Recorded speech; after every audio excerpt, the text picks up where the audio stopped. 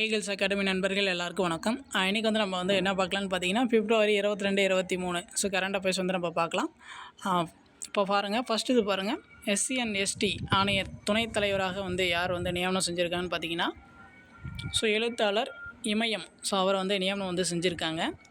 So அடுத்து பாருங்கள், மத்திய பொருளாதார தலைமை ஆலோசகர் இப்போ வந்து யார் இருக்காருன்னு பார்த்தீங்கன்னா ஆனந்த நாகேஸ்வரன் தான் வந்து இருக்கார். மத்திய பொருளாதார தலைமை ஆலோசகராக இருக்கிறது பார்த்திங்கன்னா ஆனந்த நாகேஸ்வரன். அவருடைய பதவி காலத்தை பார்த்திங்கன்னா இப்போது மேலும் வந்து ஒரு 2 ஆண்டுக்கு வந்து நீடிப்பு வந்து செஞ்சுருக்காங்க. ஸோ அடுத்து பாருங்கள், நிதி ஆயோக். இப்போ நிதி ஆயோக்குடைய தலைமை நிர்வாகி யாருன்னு பார்த்தீங்கன்னா PVR சுப்பிரமணியம் வந்து இருக்கார். அவருடைய பதவி காலம் பார்த்திங்கன்னா மேலும் வந்து ஒரு ஆண்டுக்கு வந்து நீடிச்சிருக்காங்க. அடுத்து பாருங்கள், முதியோர் ஆணையம். இந்தியாவின் முதல் முதியோர் ஆணையம் வந்து எங்கே நிறுவியிருக்காங்கன்னு பார்த்தீங்கன்னா கேரளாவில் தான் வந்து நிறுவியிருக்காங்க. அதுக்கப்புறம் பார்த்தீங்கன்னா வயதான முதியோர்கள் அதிகமாக காணப்படும் மாநிலம் வந்து எதுன்னு சொல்லி பார்த்தீங்கன்னா கேரளாவில் தான் வந்து அதிகமாக இருக்காங்க. அடுத்து பாருங்கள், கூடுதலாக வந்து நம்ம என்னென்னலாம் வந்து தெரிஞ்சுக்கலாம்னா மூத்த குடிமக்கள் தினம் வந்து எப்போன்னு பார்த்தீங்கன்னா August 21.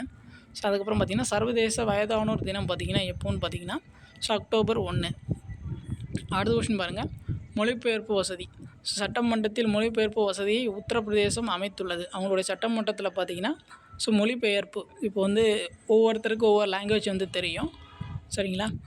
சப்போஸ் வந்து அங்கே சட்டமன்றத்தில் வந்து எல்லாருக்கும் வந்து எல்லா லாங்குவேஜ் வந்து தெரியறதுக்கான வாய்ப்புகள் வந்து இருக்காது இல்லையா?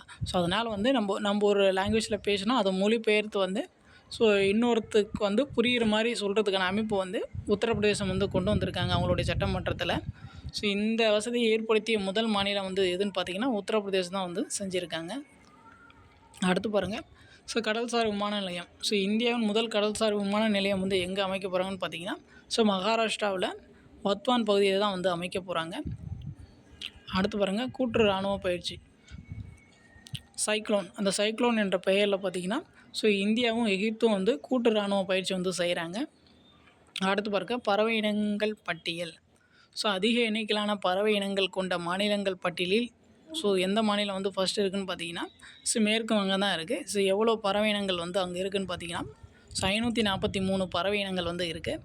அதை செகண்ட் பிளேஸில் பார்த்தீங்கன்னா உத்தராகண்ட் மாநிலம் வந்து இருக்குது. தேர்ட் பிளேஸில் பார்த்தீங்கன்னா அசாம் மாநிலம் இருக்குது. அடுத்து பாருங்கள், சிமேலு திருவிழா.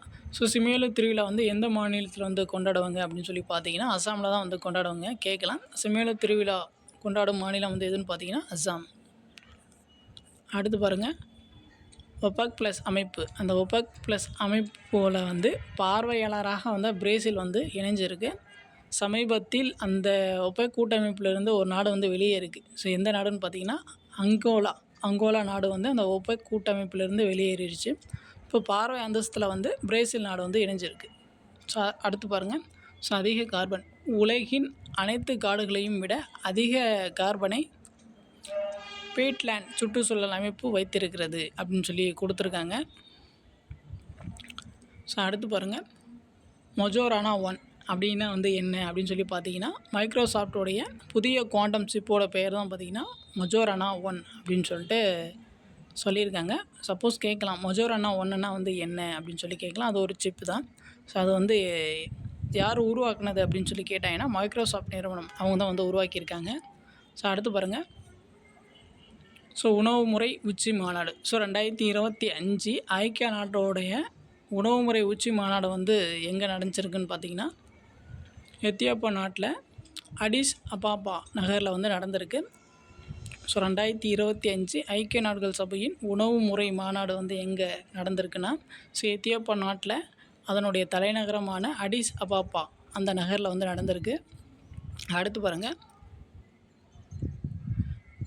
ஜெவலின் எதிர்ப்பு வழிகாட்டும் ஏவுகணையை அமெரிக்கா வந்து உருவாக்கியுள்ளது அப்படின்னு சொல்லி கொடுத்துருக்காங்க. ஜெவலின் ஏவுகணை வந்து எந்த நாட்டுடையது அப்படின்னு கேட்கலாம், அமெரிக்காவுடையது.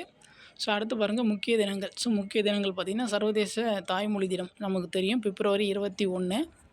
அடுத்து பாருங்கள், உலக சிந்தனை தினம். உலக சிந்தனை தினம் வந்து எப்போன்னு பார்த்தீங்கன்னா February 22. அவ்வளோதான் வந்து இந்த 2 டேஸ்க்கான கரண்ட் அஃபேர்ஸ் வந்து நம்ம பார்த்தாச்சு. உங்களுக்கு வேறு ஏதாச்சும் டவுட் இருந்துச்சுன்னா நீங்கள் வந்து கமெண்ட் பண்ணலாம்.